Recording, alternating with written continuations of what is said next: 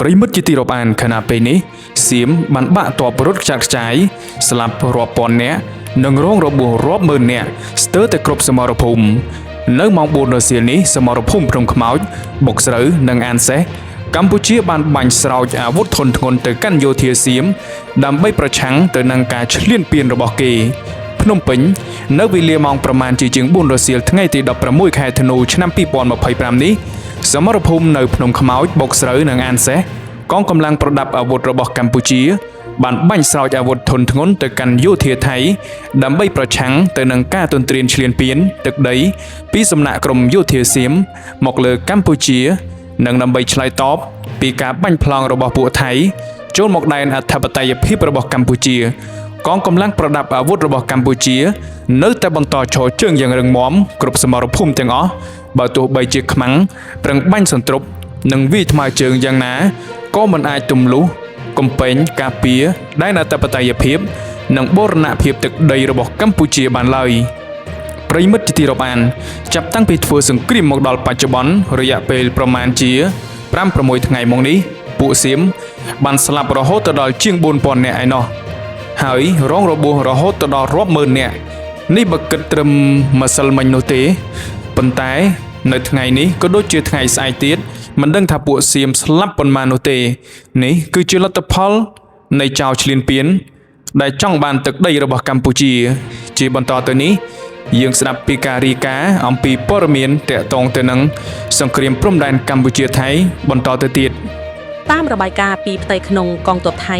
ទាហានថៃបានស្លាប់និងរបួសច្រើននៅថ្ងៃទី 13 ខែធ្នូនេះ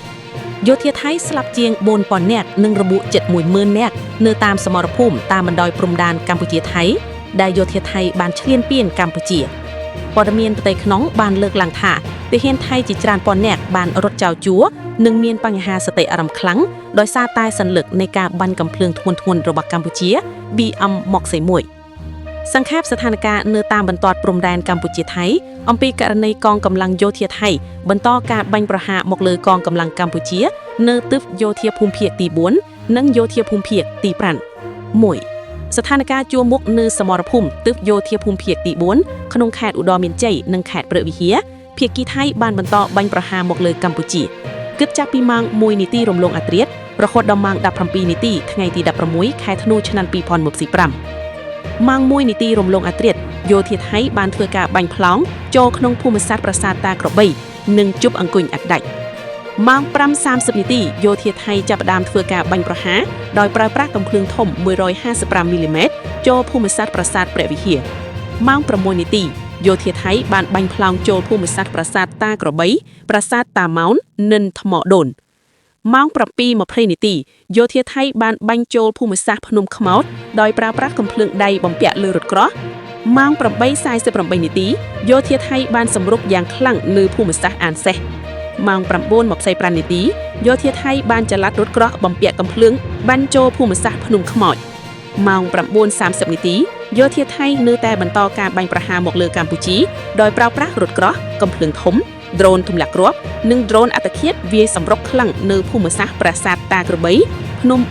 333ថ្មឆាត់ជប់អង្គុនថ្មដូនភ្នំខ្មោចអស្មាច់និងបានប្រើប្រាស់កាំភ្លើងធំបាញ់ប្លង់ចូលភូមិសាស្ត្រក្រុងសំរោង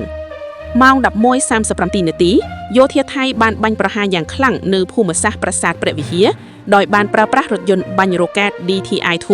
និងនៅភូមិសាស្ត្រភ្នំខ្មោចអានសេះយោធាថៃបានប្រើប្រាស់ដ្រូនទម្លាក់គ្រាប់និងបានបាញ់ផ្សែងពុលចូលខាងក្រោយវត្តកែវសិក្ខាគិរីស្វារៈភូមិសាស្ត្រប្រាសាទព្រះវិហារនិងបានប្លង់កាំភ្លើង 155 មីលីម៉ែត្រចូលភូមិសាស្ត្រភ្នំខ្មោច